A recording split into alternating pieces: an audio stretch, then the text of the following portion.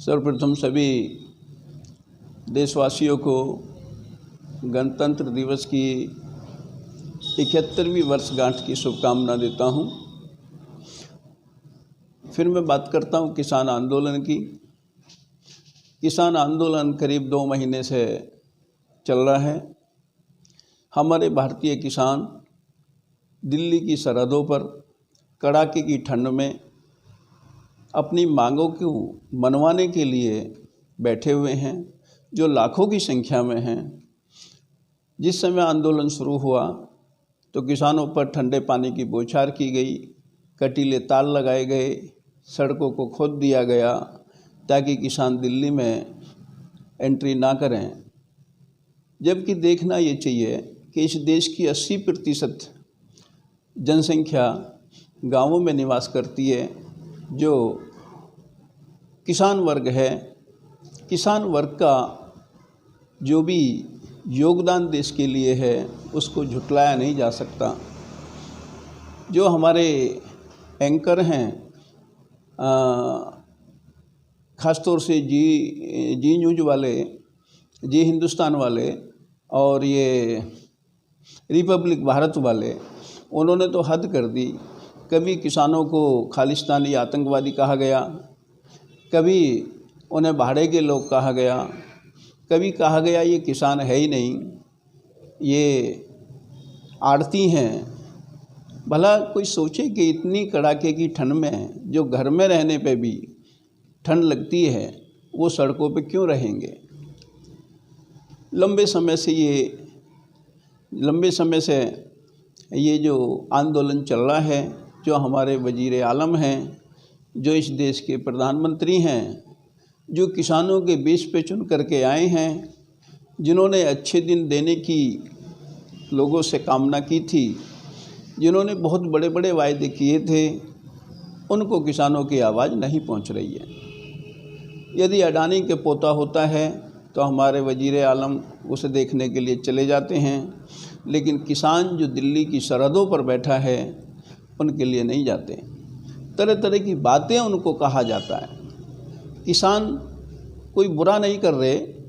जो ये 3 कानून जो पार्लियामेंट में पास हुए हैं, जनरली इससे पहले यदि कोई कानून पास होता था तो वो पहले कानून जो है हर मेंबर पार्लियामेंट की सीट पर रखा होता था। उस पे पार्लियामेंट के अंदर चर्चा होती थी। 10 दिन या 8 दिन के लिए चर्चा होने के बाद वो कानून पब्लिक के द्वारा डिस्कशन होता था, उसके बाद वो कानून पास होता था। लेकिन अब जब से भारतीय जनता पार्टी आई हैं, वो बात लगे कि पूरे बहुमत के साथ है, तो इन्होंने ना तो मेंबर पार्लियामेंट को ये सब पहले कानून पास करते हैं और बाद में उसकी कॉपी दी जाती है। यदि ये पहले चर्चा हुई होती तो शायद आज किसान जो है इतनी बड़ी तादाद में अपनी मांगों के समर्थन में हड़ताल ना करता। आज किसान जो दिल्ली की सरहदों पर बैठा है, आज किसान जो गणतंत्र दिवस पर ट्रैक्टरों की अपनी रैली निकालने के लिए तुलाबा है और निकाल रहा है, मैं तो किसानों को सल्यूट करना चाहूँगा कि किसान कितनी सूझबूझ के साथ अपना आंदोलन चला रहे हैं। किसी भी किसान ने कोई भी भड़काऊ भाषा का प्रयोग नहीं किया। हर किसान बड़े संयम के साथ अपनी बात रख रहा है। करीब 10-11 दौर की बात हो चुकी है, लेकिन इसका नतीजा कुछ नहीं निकला है। कहने को तो ये है कि भी किसानों के लिए किसानों के कानून हैं या किसान इसके विरोध में हैं, लेकिन देखना ये है कि अब से पहले जो खाद्यान्न का जो कानून था, वो लिमिट के अनुसार ही कोई आदमी अपने पास स्टोर कर सकता था, वो भी परमिट लेने के बाद। लेकिन अब जब इसकी लिमिट ही ख़त्म कर दी है, तो कोई भी अडानी हो या अंबानी हो, जिसके पास पैसा होगा वो खाद्यान्न इकट्ठा करके भंडारों में भर लेगा। फिर उसकी मर्जी की बात है कि उसको मार्केट में निकाले या ना निकाले। यदि खाद्यान्न को मार्केट में नहीं निकालेगा, खाद्यान्न की कमी आएगी तो उसकी रेट बढ़ेंगे, महंगाई बढ़ेगी। तो ये तो इन कानूनों का हर आम आदमी को विरोध करना चाहिए, खाली किसानों को नहीं, हर आम आदमी को विरोध करके अपना विरोध जताना चाहिए और ये कानून वापस होने चाहिए। जो आज हमारा किसान अपनी मांगों के लिए दिल्ली की सरहदों पर है, जिनको कहा गया है कि केवल पंजाब के किसान हैं या हरियाणा के किसान हैं, ये भी कहना बिल्कुल गलत है। आज भारत के हर प्रदेश के अंदर किसान अपना आंदोलन कर रहा है। महाराष्ट्र में बड़ी संख्या में आज़ाद मैदान में किसान पहुंच रहे हैं। केरल हो, कर्नाटका हो, उत्तर प्रदेश हो, आसाम हो, हर स्टेट का किसान जो आंदोलन कर रहा है, हर स्टेट का, हर प्रदेश का किसान अपनी मांगों को मनाने के लिए अपनी प्रयास कर रहा है। जो ये कॉन्ट्रैक्ट फार्मिंग का जो फॉर्मूला शुरू किया है, यदि इसको पहले MSP रहते हुए अपनी मर्जी से किसान यदि इसको करते तो वो बात अलग थी। पैरेलल में दोनों कानूनें हो सकती थीं, पहले जैसा कानून भी चलता रहता, और यदि उसके साथ साथ कॉन्ट्रैक्ट फार्मिंग की भी होती और किसानों को यदि उससे फ़ायदा होता तो अपने आप अपना लेते। विद्रोह की भावना किसानों के अंदर नहीं आती। जो अब देखना ये है, चूँकि अब देखिए आप, इसमें लॉकडाउन के अंदर सारी ही बिजनेस तबाह हो गई हैं, लोगों के उद्योग धंधे बंद हो गए हैं, लोगों की फैक्ट्रियां बंद हो गई हैं, लोगों की रोज़गार चले गए हैं, करोड़ों की संख्या में लोग बेरोज़गार हो गए हैं। लेकिन यदि अडानी की आप संपत्ति देखें तो हर 2 साल में दुगनी हो रही है। 2014 के बाद अब तक अडानी की जो संपत्ति है 126% बढ़ गई है और अंबानी की संपत्ति 80% बढ़ गई है। तो ऐसा उनके पास कौन सा एक जादू है जो देश की जो अर्थव्यवस्था है माइनस में जा रही है, उद्योग धंधे ठप पड़े हैं, तो और लेकिन इनकी जो आय है दिन दूनी रात चौगुनी होती जा रही है। ऐसा कौन सा मंत्र वजीर आलम ने इनको दिया हुआ है? देखना ये है, जो इनके भाजपा के जो सांसद हैं माननीय सुब्रमण्यम स्वामी, उन्होंने ट्वीट किया है कि अडानी पर 4.5 लाख करोड़ रुपया बैंकों की देनदारी है, जिसको NPA कर दिया गया है। NPA का मतलब नॉन पेमेंट अमाउंट। उसके बावजूद भी अडानी को 6 हवाई अड्डे दे दिए, रेलवे स्टेशन दे दिए, जो करीब 50 से ज़्यादा प्राइवेट रेलें शुरू हो गई हैं।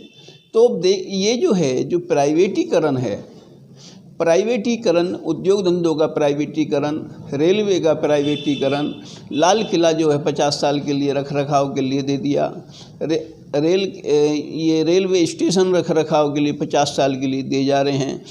10 साल 5 साल नहीं बल्कि 50 साल के लिए। 50 साल में तो पूरी एक पीढ़ी चली जाती है। और अब कृषि का भी, जो कृषि बची थी उस पर भी नज़र उद्योगपतियों की है, उस पर भी जो है ये अपनी नज़र गड़ाए हुए हैं। बड़े बड़े गोडाउन अडानी ने अपने बना लिए हैं।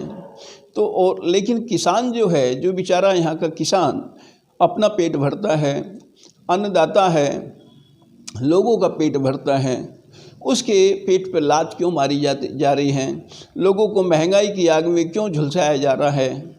ये एक प्राइवेटीकरण का आप तेल को देखिए।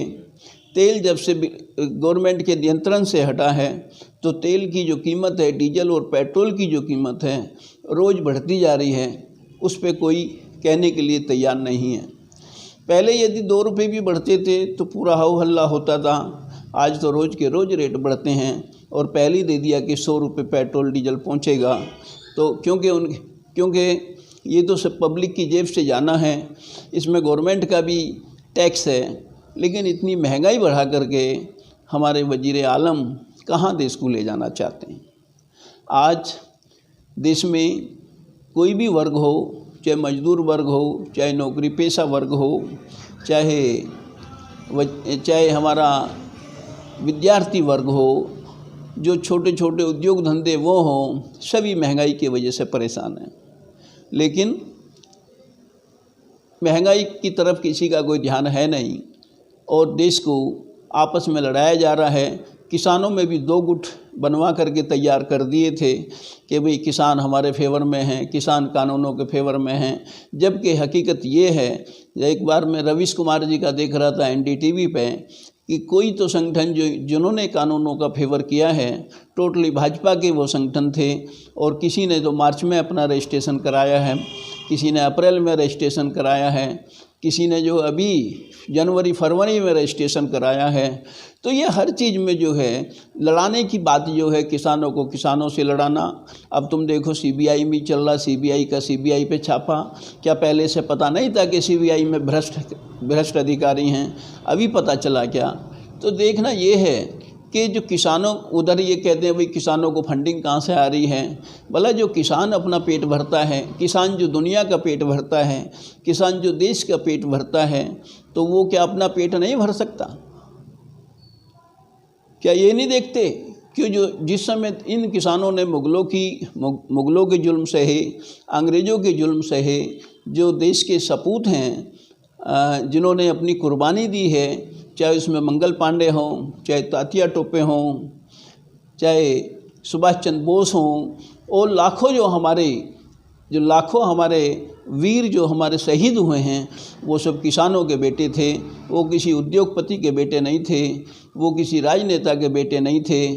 और अभी भी जो सरहदों पर हमारी सेनाएं जो देश की सुरक्षा कायम रखे हुए हैं, चाहे चाइना बॉर्डर पे हो, चाहे पाकिस्तान बॉर्डर पे हो, ये सब किसानों के बेटे हैं। किसी उद्योगपति का बेटा वहाँ नहीं है। अदरवाइज तो कोई अपना उद्योगपति अपने बेटे को भेज करके देख ले। किसी राजनेता का बेटा नहीं है, कोई राजनेता अपने बेटे को वहाँ पर भेज के देख ले, तो पता चलेगा कि देश की सुरक्षा किस तरह होती है, देश का राष्ट्रवाद कौन है, इस राष्ट्र की जो सुरक्षा करने में इस देश के किसानों के सपूत, मजदूरों के सपूत ही लगे हैं। उसमें किसी भी उद्योगपति का सपूत नहीं है, किसी भी राजनेता का सपूत नहीं है। इसलिए किसानों की जो मांग है उसको माननी चाहिए।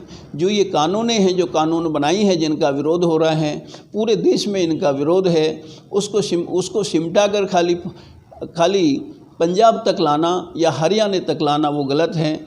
हर एक प्रदेश में वो तो पुलिस उनको जगह जगह रोक रही है, हर प्रदेश में इनकी जो है मुखालफत है। तो मेरे विचार से तो इनकी कानूनों को ख़त्म कर देना चाहिए। और जो किसान हमारे 60 साल 70 साल 80 साल तक के बूढ़े वहाँ पर हैं, बच्चे हैं, औरतें हैं, उनके जो हौसले हैं मैं उनकी दाद देना चाहता हूँ, उनके हौसलों को मैं सलूट करना चाहता हूँ।